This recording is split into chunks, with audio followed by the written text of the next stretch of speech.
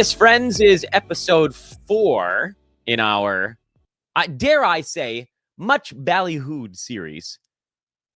Expert buy low and sell high. Today we will have the mighty Noah Rubin joining us in just a matter of moments. But first, welcome to the show, everybody. It's Old Man Squad Fantasy Basketball. I'm your host, Dan Bespris. You can find me on Twitter at, you guessed it, Dan Bespris. I'm on Blue Sky at Old Man Squad. And this show is brought to you by our friends at Bet Online, the world's most trusted betting platform and your number one source for online betting. They've got the earliest odds. They've got in-game live betting. So you got all the action and the ability to watch the games as they are happening. You can bet on everything from football to the NBA and college basketball, NHL and UFC. So head to Bet Online today. And don't forget to use our brand new promo code BELIEVE, BLEAV, for your welcome bonus on your first deposit. Bet Online. The game starts here. Yes, he is. Wait a minute. I got to make a joke here, but I wasn't ready for it. From a futon in the guest suite of a Hampton Inn. Here, nope, not close. Close. Is it really? I mean, it's a futon, yeah. That's okay, one for three. I got the futon part. It is Noah Rubin at Noah Rubin 22 on Twitter. We like to, and I don't. Other people miss the other shows that you and I have done together. This bit is going to make no sense to them at all. But one show, Noah was in like the workroom at a hotel, and now forever, I'm not going to let you hear the end of it. And every time you're on the show, I'm going to make a joke about where you are. So Noah, before we even talk about fantasy sports, and before I even ask how you are, where are you right now, besides on a futon? Yeah. So I was looking back at the shows we did, just not to see what we talked about, but just to see where I was for those episodes. Show prep, baby. Yeah. So the content thing didn't really prep that, but seeing where I should, be placed for this, it was important to me. So I saw that I was at a hotel desk at a different hotel for one of them. So I was like, okay, like I guess I can kind of repeat the whole room thing, but there was one that I was outside for, and I did it outside in the hotel. And you were talking about, I don't remember if you tweeted it or you just talked about it in the intro saying that I was live from a hotel bar. And I was like, okay, I mean, a top 5 beer. People sleep on the podcast beer. I think that people sleep on that, but this time it's just a different hotel room in Charleston, South Carolina. I figured I could repeat it since it wasn't the same room, not the same hotel. So I think that's fine to kind of repeat that. Yeah, absolutely. I assume you're there you're interviewing for a job with the Charleston River Dogs. Is that next on the docket? Well, Dan, I wanted it to be breaking news, but I guess we're going to go ahead and spoil that for me. Thanks. Doing analytics for a minor league baseball team. So Noah's here. Wait, that's definitely my speed. Yeah, I was going to say, yeah, that's the go-to. You know what's I believe, I might be getting this wrong. I believe that Bill Murray is a partial owner of that minor league team. I only know this because a buddy of mine worked for them for a while. I know, weird minor league factoids. And before his passing, Fred Willard was a massive minor league baseball fan. These are the things you learn in minor league baseball. Noah is in control of today's show. As everybody knows, this is how we do it with guests on Buy Low, Sell High. I'd like to call it week, but they're going to be spaced out over a few weeks. And Noah, you're joking, but you actually did prep for this show. Number one, just by selecting players. But number two, you actually looked to see what players the other guests had already talked about so that you could take it in a different direction. So where would you like to go? You're in control. Where do you want to start? Buy, sell, hold? I don't know. What are the other things you can do? Sell a naked option on something? That's a stock market crap. Where are we going today? Where are we starting? Yeah. The first one I think I want to talk about is Malik Monk. And while you're getting anything pulled up for that, I just want to mention, obviously, that Nikola Vucevic is a guy that we could talk about, that I think anyone could talk about, but we kind of agreed that I think that we're going to let Josh Lloyd take all the hate and all the heat for that. And we're going to have more of a peaceful conversation. But yeah, Malik Monk is the first guy that I think I want to talk about here. He's moved into the starting lineup for the Kings, which has been really good for him the last few games. Shooting it at an incredibly high rate, just kind of over the past 2 weeks. So kind of since he returned from a little, I guess it's like a 7-game absence, shooting 46.8% from 3, 50% from the field, and 90% from the free throw line, almost 90% from the free throw line, which is significantly better than anything he's done in his career. And I think the move into the starting lineup definitely helps. I mean, some of those games were off the bench still, but it helps him. And I think that's why it's easy for people to look at that as, oh, maybe this, you know, isn't like a sell high opportunity just because he went from being a bench player to a starting player. And that's obviously going to help him. But I think if we actually look at what his numbers have been as a starter and those last couple games off the bench where he was playing starters minutes before he moved into the starting lineup, the assists were insanely high. He had 2 games with 9 assists, a game with 12 assists, a couple with 6, one with 5, and he was shooting it at an incredibly high rate during those games. A couple 20-point games in there, hitting a ton of threes, and those are all things that he's definitely capable of. So this isn't a knock on Malik Monk, the player, but it's where does he fall in the pecking order on this team? I mean, it was a really, really good stretch for him, but they have Domantas Sabonis and De'Aaron Fox and DeMar DeRozan. And I mean, a couple other guys like Malik Monk is going to get his shots. He's going to get his usage, but his last game that he played, and granted, this was a blowout win over the Jazz. He had 16 points, moderate shooting, only 3 assists. He played 27 minutes. So, typically he'll see more than that, but I don't see him maintaining that elite shooting. Just because it's significantly better. It's like, it can be just a hot stretch. And I don't think that he's a 50% shooter from the floor, 47% shooter from 3 over the course of a year. And then the assists, like it was a really good run for him. And he's a great secondary or tertiary playmaker, but they have 3 guys on there that I think most teams would rather have the ball in their hands in DeMar Sabonis and De'Aaron Fox. So I think that the move to the starting lineup is good for him, but it's kind of a time to sell high because I don't think he's going to continue to put up 20-point double doubles with any sort of consistency. So if anybody's looking at the recent box scores, and or just kind of saying, hey, he moved into the starting lineup, let me get in on this. It's a great time to sell high. Yeah, so they're going to be, and I don't know, sometimes I sort of pick my spots on where I want to play devil's advocate. I don't want to play devil's advocate on this one because I think you're making a point that needs to be made, which is the hype factor. You very rarely get a situation like this in the middle of an NBA season where a guy is sort of like, he's a proven commodity. We sort of know what he is, but he's created an unknown bubble somehow with a change of, in this particular case, where he is in the pecking or where he is in the starting lineup or not. And so it's turned a known into an unknown. And that's the perfect opportunity to try to cash in on something. Because like you said, like people are looking at it like, oh crap, like he's a starter now. So I guess he's a 20.8 assist dude all of a sudden. But like, no, let's take a step back. Guys go on heaters, starter, bench, whatever. Monk had really nice stretches last year, even off the bench, where he would have like a 20.8 assist ball game, and we'd all point at him and go, whoa, look at that. And then it levels out. And the brain chooses only to remember the outliers, the ones at the opposite ends, the 4.1 assist clunker or the 30.12 assist Mondo game. And we forget that they happen and then they blend together, and those are the stats you're actually getting. My question here as a follow-up, and I don't know what the right answer to this is, what do you think you could get for him right now? Because I do think the combination of big games and new role has created this kind of unknown that someone's probably going to want to take a chance on and maybe overspend a little for.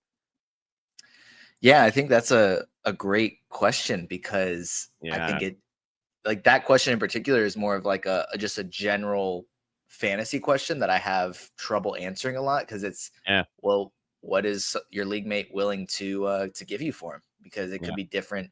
Yeah, everybody's going to value each player differently. So if we're putting a number on him, which is kind of a difficult thing to do, I would say you can potentially, I mean, easily should be able to get like a top 75 player, potentially get a top 50 player, and I'd be happy with that. But like, what does that mean? Is that just based off 9 cap value? Because obviously each player is going to matter to each team a little differently. So I'm sorry to give you a non-answer on that, but you're right. You're right. I can't. It's a question that I struggle to answer a lot because that is a common question that comes up when you're talking about, oh, who should I trade or which player should I rather keep? Oh, should I try and trade him? Who can I trade him for? I'm like, well, I can't give you every single answer here because I don't know the personality of your league mates even. Like that's important. So Yeah. And so I would say just look at the board.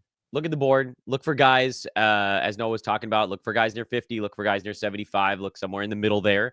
See if you can find someone that, I don't know, maybe doesn't have as much shine on their name. Trey Murphy, for some reason, pops up to me as someone who's like, people are Okay, yeah. frustrated with, but he's number 63 in 9Cat right now. So I don't really know why people are frustrated with him. But Monk gets assists, and everybody just drools all down their faces anytime they see a 5-assist player, meaning you can get stuff for him. And I know this to be true because when I've mentioned, hey, there is a sell high window here, people are like, no way, I'm riding this. And okay, yeah, like you can, and it's going to be better than it was when he was on the bench, but it ain't going to be as good as it is right now. No, where are we going for player number 2? I'll try to keep the trains on time today. Okay, yeah, we'll stay in the West for this next one. We'll go John Collins, if that's okay with you. Um, I'll allow it. okay, yeah, I want to get approval. It's your show. I mean, I guess you did say it was No, kind of up to me where we go, but I that's wanted right. to just clear it with the boss man. We'll go talk about John Collins, who in 9Cat scoring on Basketball Monster is 34th this season, which would be the second best year of his career behind that monster one in Atlanta where he was a top 10 guy somehow. But he's averaging career highs in steals, free throw percentage, and threes. And I guess on top of that, also assists and a career high in turnovers, which would be the bad thing. But just looking at that, like steals are kind of a fluky thing as they are. I don't think John Collins is having this defensive revolution where he's now he's a steals guy now, because I think we can kind of just look at some of his recent games. He's had 4 straight without a steal after starting the year off with a bunch of games with 1 steal and then a couple with 2 or 3 and a nice stretch there. So it's such a fluky stat because like sometimes you swipe down on the ball and they're like, oh, that's a steal. Oh no, wait, that's a block. And like it's just, Yeah, stat keeper. that's It a ends up foul. yeah, it's fluky. So it's not something that, and nobody's relying on John Collins for steals. So that's not a huge thing. The free throw percentage, he's generally been a good free throw shooter, but he started off this year making missing 1 over the first month of the year. And now he's missed a couple more recently. But I think the fact that he's shooting 92% from the free throw line after shooting 79.5% last year, it's an improvement. I mean, he's a pretty good free throw shooter for a post player, but he's not a 92% free throw shooter. I assume that's going to kind of regress a little bit, even if he has this excellent year at 85 or 86%. Great, but I'm not planning on that sticking. And then what's the other thing? Three-point Yeah, the percentage. 3-point percent. He's a good floor spacer for a big, but again, it's this number that I don't think he's going to maintain, 43.5% from 3. That would be career high again. So it's not something I expect him to maintain. But some of the things that I think, like the assists, turnovers, and usage are also a career high. I think it's just how the Jazz are using him that kind of makes the numbers look a little bit better. But I went back and was watching some of his assists earlier before we did this, and a lot of it is he's handing the ball off, setting a screen, the defender's going under, and Keontae George has an open 3, or Colin Sexton has an open 3. He's a pretty good playmaker for a power forward that's not a ball dominant player. But you're not relying on John Collins for assists, and having him average 2.5 turnovers per game is not great because it's typically different from what he has given us in the past. So the fact that he is a 3rd round player to this point, I think is not something that's going to stick. And I think that's totally fair to say without knocking him as a player, because I think he's been, it's fun to see him playing better considering how his time in Atlanta kind of ended. Yeah, With like a 3-year cold shoulder. Yeah, I mean, as a Hawks fan, that was kind of frustrating because I really liked John Collins. But just how his time ended there, it's fun to see him playing better, but he's not a 3rd round value. And I don't think that the numbers, I think it's just kind of a well-rounded stat set that kind of implies that he's a 3rd rounder. Just the way that 9Cat value is, I guess, determined. But yeah, I don't think that it sticks, and I don't think he dominates any individual category enough for me to consider him a top 40 player. I'll play a tiny bit of devil's advocate on John Yeah. Collins, not because I necessarily want to say that this is like a sustainable situation, more so that I feel like there's enough fear about him that it might make it hard to get the right price back. Do you see that as being a potential roadblock?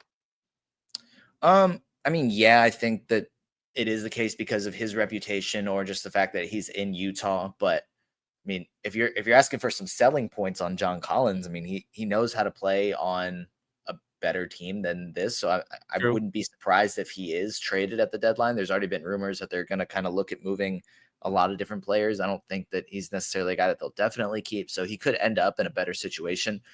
Because to me, the bigger fear factor would like, I mean, is like the shutdown candidacy, like that Utah has kind of been for the past couple of years. So sure, that could happen, but I fully expect him to be traded or at least be looked at getting traded. He's been on the trade block for like the last 5 years, regardless of where he's been. Because he got traded to Utah, and I'm pretty sure that February he was on the trade block saying that they were going to look to move him at the deadline. So he can't escape it. But um, regardless of where he ends up, like his contract is too high for him to just be brought in as like a backup.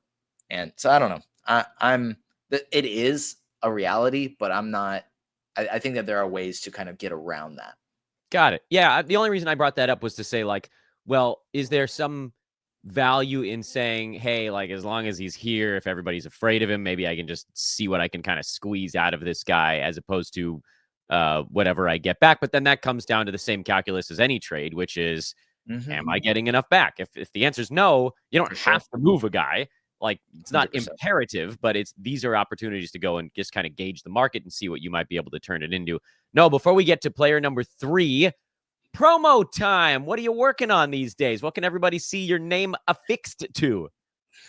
Dan, a lot of blurbs, which my name is not affixed to, but that's where I Oh, spend most of my time. But also on top of that, I've been trying to do 2 dynasty columns per week for RotoWorld. I didn't do any last week just because life and things were busy, but have a couple planned for this week. And then on excellent. top of that, in a couple hours after this, Raf and I will be doing the weekly RotoWorld Q&A. And then tomorrow, which I get, I'm not sure when you're putting this out, so it might be past by the time the Q&A. Almost immediately, by the way. Perfect. So Yeah, if anybody is tuning into this as soon as it drops, 2 p.m. Eastern time, you can check out the RotoWorld Q&A. And beautiful. then tomorrow, Raf, Dan Titus, and I will do the RotoWorld Fantasy Basketball Show. But yeah, that's kind of the content. I haven't been able to have the time to put out any episodes of Tank Me Later, despite my intentions. But that's the reality of the NBA season being busy, plus trying to do columns, plus trying to do the podcast, plus it's holiday season. So Yep. Fun, eventually, but busy as per usual yeah. here. Once the season starts, we get through the draft season. We're like, oh, thank goodness, draft season. And then we realize, oh, like, well, oh no, there isn't a day off until the election day and then NBA Cup Day, which is coming up. Like, we all have a this day. week is this We, week is great. we all have a Game breather. last night, 2 tonight. Woo. Yeah, I know. Your blurbs are, you can write really long ones now on each guy. Mhm. No one has ever written so much about Kelly Olynyk's 14 minutes. Noah Rubin, again, you've got 2 more names. You can find him on Twitter at Noah Rubin 22 of the Roto World. With that, I'll try to make sure that I can hunt down those tweets for the the live show so we can get that thing pumped out as well. Where do you want to go third? Who's player number 3 on the docket today? Yeah, I tried to do 2 buy lows and 2 sell highs, but I couldn't. I had to do 3 sell highs and 1 buy low. But we're gonna That's go fair. out to the east for the final sell high. I try and be a positive guy, but I was looking at the guys and I was like, I have to be a little bit negative and try and be as positive about my negativity as possible. But anyways, Oh, the name that you're was looking for confusing. is Josh Hart. Yeah, I mean, I'm trying. I'm trying to be a little philosophical here. But Josh Hart is the guy, the last sell high I have. I'll end with the positive buy low. So Josh Hart, I was looking at his numbers a little They're earlier. insane, by the way. Absolutely Uh, insane. yeah, and I think just on the surface, I was like, okay, 59.2% from the floor. That's significantly better than anything he's ever done. 84.3% from the free throw line, almost 40% from 3. Like, why does this look like this? So I went and looked at some of the actual like splits by zone or by area of like where his percentages are. So on shots that are within 5 feet of the basket or less than 5 feet away from the basket, he's improved 13% on Mm. his field goal percentage this year. So I think last year was about 64%. It's up to almost 78% this year. And then his 3-point percentage is up 8.5%, free throw percentage up 5%. Um, just with those numbers, I'm not confident that the shooting is going to continue to be that good. Like, and I guess that's kind of, you were talking about wanting to play devil's advocate as much as you can. You could probably do that. What if player X continues to make every shot? Well, we just have to deal with it. If Josh Hart is all of a sudden now just going to hit 60% of every shot he takes, like, sorry, Yeah. I led you astray. My Yeah, bad. he wins there. Like, yeah, like, sorry. But I'm not banking on that. I'm just kind of assuming that some of those percentages will balance out a little bit. I think also, I guess a way to play devil's advocate there is a little bit is if you look season to season, his percentages are kind of fluky. Like one year he'll shoot like 31% from three, and then, like that's what it was last year. But then if you go back the year before, he was like 30% with Portland and then 51% with New York after the trade. So it's like he has been kind of a fluky shooter throughout his career. So it's kind of interesting to look at that. But he's averaging a career high in assists. He's tying his career high in steals, career high in minutes. And I think a lot of that is Tom Thibodeau is his head coach, and they traded away all their depth this summer because they were like, Tibbs isn't going to play these bench guys anyway. Let's just trade them all and have like a 7-man rotation because that's what he wants. So it's a lot of opportunity for Josh Hart and basically every starter there. I think that the assists are fairly sustainable. I think having Julius Randle out of there, Hart is kind of like a secondary playmaker behind Jalen Brunson because, Mikal Bridges, OG Anunoby, and Cat aren't the best playmakers. So that might be a little bit sustainable, and the steals maybe just from the opportunity. But I think it's the percentages to me that have really inflated his value and are something that I don't think he can sustain. Basketball Monster has him 18th in 9-cat leagues. Nobody in their right mind is valuing Josh Hart as a top 20 player in fantasy basketball. So I think it's something like that where it's the number will correct itself, but right now it's so inflated. And maybe you have someone in your league that doesn't watch a ton of fantasy basketball podcasts or consume content, and you can say, hey, look, this website says he is number 18 in fantasy basketball this year. And if you look at your app, he probably says that he's a top 5 at his position or whatever. Let me get, X superstar player. And maybe you get lucky there, but I think you can probably get, again, like another top 50, maybe a little bit better player for Josh Hart. And like you said earlier, this doesn't mean sell just to sell. Make sure you're getting good value because he is still a productive player in fantasy basketball, but his jump from outside the top 100 last year to inside the top 20 this year, I think it can be explained by this jump in percentages, which I'm not banking on sticking. Yeah, I can't argue with you on 60% shooting from the field. That's a crazy number. He and Nikola Vucevic have each consumed some sort of magic potion on shooting 60% without really changing their shot profiles almost at all. I don't know what's going on there. Usually those numbers level off by around this time of year, but if not by now, it almost always happens eventually. And my thing for Josh Hart, and this is one of the ones where I'm not going to play devil's advocate because, yeah, he's like one of the most obvious sell highs on the board. But like you said, it comes down to what you can get back. Sometimes it's more valuable to just see what happens. He also plays himself into injury regularly as just like a incredible rebounding shooting guard. He gets beat up. Dude barely ever makes it through a year unscathed, and he's pretty much unscathed to today, which means that like that guillotine is just sort of hanging there like, oh God, when is he going to land awkwardly on one of these power rebounds he's taking away from a center? And there goes 2 weeks or something like that. Not that you can predict exactly when that's going to happen, but with him, it's generally been more of a when and not if. And you can look at the games played over his entire career and just see that there's like 20 plus missed almost all the time. Oddly until last year. So I don't know. Is this like the new Josh Hart that plays every ball game? With Tibbs, he's gonna ask him to. But this may or may not actually happen. Number 4. Who is your lone buy low? By the way, I don't think that there's anything negative about saying someone's a sell high. If somebody's hot, and like you're pointing out guys that have had a really good season, but you're also pointing out reasons why it probably won't stick. I don't think that that's like a happy or a sad situation. You're just pointing out statistical anomalies. That's your job.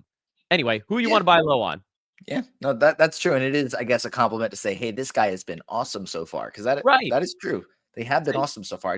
just don't think they're going to continue to be this awesome. Maybe a little awesome, but Yeah, yeah, awesome-ish. so- awesome adjacent, if you Yeah, will. But that's it's very valuable property, awesome adjacent. I, um, You did that. You brought up like a kind of a goofy, like Los Angeles. I know is big for this. Oh, it's not Beverly Hills. It's Beverly Hills adjacent. That's like a big yeah, thing if you're near. Anyway, who's the last guy? I already know who it is. I have a sneak yeah. preview, but I want you to introduce it because I like this one a lot. Yeah, the last guy is Devin Vassell, who has been kind of a fantasy darling for a few years now. So this shouldn't be a surprise. And if just, I'm going to go ahead and point out your devil's advocate point is that it's going to be hard to buy low on a name like this that has been kind of a coveted player in fantasy in recent years. But I think that's kind of the case for a lot of players. But um, is that it's hard to buy low because if someone drafted a guy and has dealt with the injuries that he's dealt with to this point, they're like, I just want to ride it out, which, fair. But to this point, I think it's worth noting just like how much of a buy low he is, like how important it is to get him on your team. Mm. Um, because it's like the minutes haven't been there. Obviously, he's been coming off the bench. They've been trying to slowly ease him back in. Like they're not competing for the number one seed in the West. They're just kind of seeing how things go. Obviously, they think they can make the postseason this year, but the priority is still long term. Like, let's keep this guy healthy who has had a few injury issues in recent years. But I think when we look at his numbers, the field goal percentage is the best of his career. He's shooting at an incredibly efficient rate, but he's also had the highest usage of his career and without the minutes being there. So I think that Mhm. if he was doing exactly what he's doing, but just seeing an extra 9 minutes per game, which is closer to what he did last year, he'd be so much better in 9 cat leagues. Like he's still inside the top 100, but he's shooting almost 49% from the floor, 90% from three, or 90% from the free throw line, 42% from three. Yeah, 90% from three. Buy low on this guy. Yeah, Good luck. But that's um and on the way up. right, but the minutes are going to come back eventually. I mean, he's going to eventually be in the starting lineup. When I don't know. I think it is kind of a frustrating thing about the Spurs that they have consistently, like when Vassell's come back from injuries in recent years, they haven't been quick to bump him back into the starting lineup. And you do, I see you're highlighting the 28 minutes in their last game, which was a season high. So he's easing towards it, even if he didn't play great in their last game. So it could be within their next few games he's starting. We'll just kind of keep an eye on it. I think this kind of extended rest that every team is getting in between games over the next 2 weeks or so may impact things as well, just because he's getting a little bit more time off, a little bit more time to recover. But when he is back in the starting lineup, like he's a top 50, if not better, player in 9 cat leagues in fantasy basketball in general. And I mean, they have Wemby, but Vassell's kind of their best shot creator outside of that. So I think he's got such an important role in this team. I don't know. I think once he's getting back in the starting lineup, the buy low period is over. So I would try and get in soon, even if we don't know exactly when the Spurs are going to make that move. Yeah, perfect timing on this name also because he had the high minutes that I highlighted, but he had a crummy game to go with it, which is Oh, like the ultimate. Oh, those of us that are really look like parsing it and pulling it apart, you're like, this is outstanding. I don't give a crap that he shot 3 out of 11 and dookied down his leg in the actual production side. He's ramping up, and 2 games before that he played roughly 28 minutes also. So there is that slow incline coming. And the other nice thing about Vassell is, so for one, like ranked 86th in 9cat, so not really blowing anybody away. 16 and a half points, not really blowing anybody away right now. There isn't anything that's popping from his numbers. There's the bench stuff, which has been frustrating. There's the injury stuff, which has been frustrating. There's the like, he's back from injury. Why isn't he back where I want him to be part, which is frustrating. I think you've got this like perfect storm of frustration about a player. And then you combine the fact that he's like, there's a window between where he's ranked right now and where he almost definitely will be ranked. So you could even, I don't want to say overpay because it's not the right word, but you could pay slightly more than where his rank is right now and still have wiggle room between that and where we believe he's going to end up. So there's this laundry list of names. Like if you look at the Basketball Monster rank board, Vassell at 86, and like if we think in 7, 8, 9 minutes or whatever it is per game, he can jump another 2 or 3 rounds. That gives you 30 players basically in between there to go, okay, would I how, like, just go player A versus player B. Do I want Vassell or do I want Malik Monk? Do I want Vassell or do I want Kobe White? Do I want Vassell or do I want Bradley Beal? Well, okay, you're not going to get Vassell for Bradley Beal, but everybody, you guys get the idea. Like, you brought up Malik Monk earlier in the show. Yeah. That's one of those ones where, like, super hot guy who will come down a little bit and guy who we know is just awesome that's on the way up. You can almost catch those guys as like ships passing in the night, but you don't even have to go that route. There's a bunch of other names in there. I'm so glad you brought up Devin Vassell, because I think in one of my recaps, my little TLDR recaps I put out on Twitter, it was just one of the bullet points, like Vassell buy low. But I hadn't really gotten into the details of it yet. And I just, like, I love the situation right now with the minutes trending up, but the production quiet the last couple of games. It feels like all the pieces are coming together. And Noah, the best part, and then I'm going to stop talking, there's no rush on this stuff right now because nobody's playing any damn basketball games for half a week. You take all the time you want to pull off this trade. The Spurs don't play until Friday. It's fantastic. Yeah, I don't think any of the guys that I mentioned play today. So you at least have one day. And I think Josh Hart plays tomorrow. But other than that, you might have an extra day after that. Yeah, I think maybe. Yeah. I didn't look at the schedule on Utah, Sacramento. They're not in the cup. So yeah, you got until Thursday on those guys. You got until Friday on Vassell. And, like, I don't know, maybe he has a great game in Portland. Maybe it blows the whole thing up. But if they continue to bring him off the bench and the numbers are not eye-popping, you might have a little window here. This is one of those ones where I don't have a whole lot of time to, like, go and propose a bunch of trades. Vassell is one of the ones where I think people should really carve out time. There are these opportunities where you see these guys and you're like, yeah, that's just, like, and people are going to start to get annoyed. It's that double, like, I'm guilty of this. And then we're going to wrap this up because I know you got to check out of your hotel room. You only paid for a couple of hours after all. It's one of them hotels. Exactly. Yeah. Other people are doing crazy stuff down the hall. I came in here to podcast. That's right. Not fantasy basketball. I mean, look, you got that's soundproofing. That's what they offer at these places. Sorry, I lost my train of thought. Oh, I'm guilty of this with, like, LeBron James, who was very much a buy low. Because everybody's like, oh, he's been bad for 2 weeks. Oh my God, is he too old now to play basketball? And it's like, well, almost anybody that's playing fantasy basketball is gonna be like, no, he's still LeBron. We just saw him basically win the Olympics. So that one was always going to be a tougher one. And I put him out there as a buy low, but what did that mean? It was like a buy just low-ish. But with someone like Vassell, or thinking back to last year, like Jalen Williams last season got off to like a top 90 start. And it was like, yeah, people are going to be frustrated, but look at this. Look at these peripherals. Like, there are these moments that pop up where you're like, I got to go act on this one.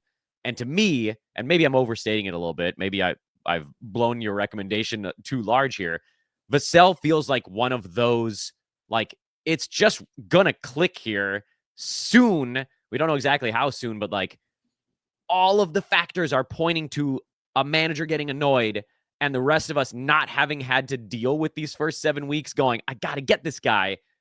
So go get this guy. He's nodding in affirmation to those that are listening after the fact, as I almost didn't know. I almost went a whole show without just going off on one of my idiotic tangents, but I ruined it at the very end. I'm sorry. I was so It close. brings the show character. It's what makes it an old man squad show. Yeah, talking about sexy hourly motel rooms. That's what really, much like the dude's rug. When you put it that way, maybe not, but maybe not quite so much. That's fine. I would rent an hourly hotel room just so that I could sit quietly in a bathroom for a while. That is what makes it an old man squad show. There we go. Noah, quickly again, you can find Noah Rubin on Twitter at Noah Rubin22, RUBIN22. He is, of course, the pride and joy of the RotoWorld Fantasy Basketball and the host of the Tank Me Later podcast, which, by the way, is part of the Old Man Squad Network and with FBI Basketball. Noah, you are the man. You may go find another venue to spend the rest of your day. Thank you, as always, for coming on. Yeah, thanks for having me. I mean, like, we have a decent time. That's relatively fair to say, I think. We have how many, I guess most. So I should be good about this. I was going to say, how many guests would be cool if I spent like a third of their appearance, joking about their background. But now it's a bit. Once the bit is going, I got to stick with the bit. Anyway, that is my good buddy Noah Rubin, who, by the way, this is also stupid, but I'm going to let you guys behind the curtain. Just for my own edification, I've been trying to track how many times guests are on this show and when, because I want to make sure that I get them back on as soon as possible. That was the beginning thing. But Noah, this was number 5, which I think is I think that's tied for second most behind only Adam King, and he and I do a semi-regular thing at this point. So Noah, Josh, and Dan Titus right now. Wait a minute. And Alex Rickling, who's going to Alex is going to move back into second place by himself later this week. Oh, man. Rickling's going for the cool half dozen. But also this means that I got to get everybody else back on here because those dudes are running away with it. Big thank you again to Noah Rubin, Noah Rubin 22 on social media. Make sure to go follow him. These were really, really fun names. I very much appreciated him sort of deep diving to see who we hadn't talked about. And I love the Devin Vassell call. That one, if I was doing my own buy low show right now, you know that son of a gun would be headlining it. Friends, please take a moment to like the video if you enjoyed what we did here with Noah. Subscribe, no matter how you're taking in the content. That's a big thing on the way out. Make sure to hit that button. And if you're on Apple or Spotify, 5-star review. I know Spotify, it's like super easy. The button's just there and it brings up the thing and then boop, it's done.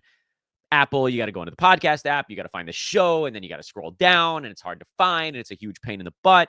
But if you can do it, that one is a big needle mover as well, because then when people search for fantasy whatever, boop, then our show pops up and people can find it that maybe didn't really know specifically what they were looking for.